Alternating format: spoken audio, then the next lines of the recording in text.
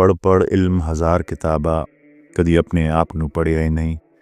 جا جا وڑ جا مندر مسجد، کدی من اپنے وچ وڑیا ہی نہیں۔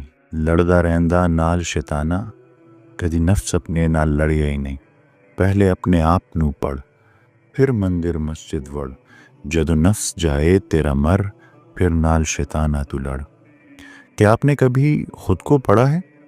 ہم میں سے اکثر لوگ اپنی زندگی کولہو کے بیل کی طرح گزارتے ہیں۔ اچھی زندگی، اچھی نوکری، اچھی گاڑی، اچھا گھر، اور ہماری نسلیں اس نا ختم ہونے والے دائرے میں گھومتے ہوئے گزر جاتی ہیں۔ پچھلی قسط میں نے آپ کو ایک ایسے شخص کے بارے میں بتایا تھا جس نے ان سوالات کو تلاش کیا اور انسانوں کی تخلیق کے حقیقی معنوں کو سمجھنے کی کوشش کی۔ ان کا نام پروفیسر ڈاکٹر جیفری لینگ ہے، جو کینساس یونیورسٹی امریکہ میں میتھمیٹکس کے پروفیسر اور انتہائی ذہین شخص ہیں۔ پر ان کے والد ایک انتہائی سخت طبیعت کے مالک تھے اور ان کی والدہ پر بہت ظلم کیا کرتے تھے۔ بچپن میں وہ اکثر یہ سوچتے تھے کہ اگر ان کے والد نہ ہوتے تو زندگی کتنی خوبصورت ہوتی۔ وہ صرف چاہتے تھے کہ ان کے والدہ پر یہ تشدد ختم ہو جائے، وہ خوف سے آزاد ہو جائیں۔ ایسا لگتا تھا جیسے وہ کسی بھیانک خواب میں قید ہو جہاں سے نکلنے کا کوئی راستہ نہیں۔ وہ بار بار خدا سے دعا کرتے کہ وہ اس کے والد کو ان کی زندگی سے نکال دے، مگر ان کے والد ہمیشہ موجود رہتے۔ اور پھر آہستہ آہستہ اس نے سوال کرنا شروع کر دیا کہ کیا واقعی خدا موجود ہے؟ کہ میری دعاؤں کا کوئی اثر نہیں۔ اس کے بچپن کے ساتھ ساتھ 60 اور 70 کی دہائی کے واقعات نے اس کے شکوک کو مزید بڑھا دیا۔ John F Kennedy, Robert Kennedy اور مارٹن لوتھر کنگ کے قتل، ویتنام کی تباہی، شہروں میں فسادات، گینگ وارز اور بے شمار بے گناہوں کا قتل۔ وہ سوچتا اگر خدا واقعی موجود ہے تو وہ یہ سب کیوں ہونے دے رہا ہے؟ کیوں چھوٹے معصوم بچے ویتنام میں جل کر مر رہے ہیں؟ کیوں بے گناہ لوگ ظلم کا شکار ہو رہے ہیں؟ اگر خدا ہمیں فرشتے بھی بنا سکتا تھا تو یہ گناہگار انسان کیوں بنایا؟ ہمیں گناہ کی طاقت کیوں دی؟ اسے ان سوالوں کا کبھی کوئی اطمینان بخش جواب نہ ملا، یہاں تک کہ وہ 16 سال کی عمر میں ایتھیسٹ بن گیا، مگر اس کی زندگی میں اضطراب ختم نہ ہوا۔ پھر جب وہ 28 سال کا ہوا تو اس کی زندگی نے ایک نیا موڑ لیا۔ اس کے چند دوستوں نے اسے تحفے کے طور پر قرآن شریف دیا۔ ایک رات وہ اپنے اپارٹمنٹ میں بیٹھا تھا اور اس کے پاس پڑھنے کے لیے کچھ نہ تھا، تو اس نے قرآن شریف کھولا۔ اس نے پہلے چند صفحات پڑھے اور پھر سورہ بقرہ کی چند آیات پڑھنے کے بعد اچانک رک گیا۔ اس نے سورہ بقرہ کی آیت نمبر 30 پڑھی، اور جب تیرے رب نے فرشتوں سے کہا میں زمین میں ایک خلیفہ بنانے والا ہوں۔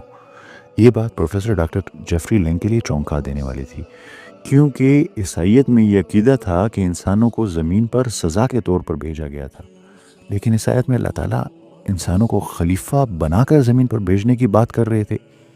دوسری آیت نے اسے اور بھی چونکا دیا جب اس نے فرشتوں کا سوال سنا۔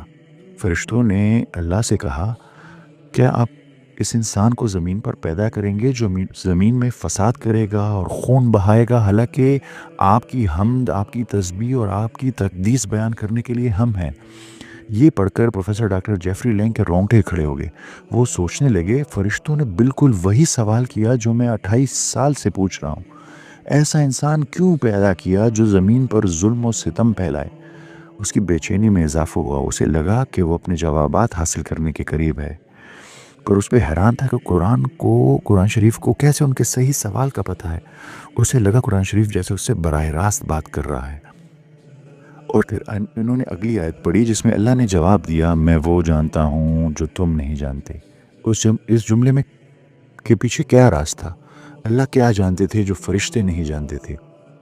اس کا جواب اگلی آیت میں تھا جب اللہ تعالیٰ نے فرمایا پھر اللہ نے حضرت آدم علیہ السلام کو تمام نام سکھا دیے اور فرشتوں سے کہا کہ اگر آپ سچے ہیں تو آپ ہی نام بتائیں۔ فرشتوں نے کہا، اپنی عاجزی دکھائی اور کہا کہ اللہ تعالیٰ ہمارے پاس علم نہیں مگر وہی جو آپ نے ہمیں دیا ہے۔ تو پھر اللہ تعالیٰ نے حضرت آدم علیہ السلام سے کہا کہ آپ یہ نام بتائیں، تو حضرت آدم علیہ السلام نے وہ تمام نام بتا دیے۔ تو اللہ تعالیٰ نے کہا آپ کو میں نے کہا نہیں تھا کہ میں وہ جانتا ہوں جو آپ نہیں جانتے؟ یہ وہ لمحہ تھا جب پروفیسر ڈاکٹر جیفری لینگ کو محسوس ہوا کہ اللہ نے انسانوں کو انٹیلیجنس دے کر سیکھنے کی صلاحیت سے نوازا ہے، انسان ذہین مخلوق ہے، انہیں سمجھ آ گیا کہ انسان کی سب سے بڑی طاقت اپنی ذہانت سے علم حاصل کرنا ہے۔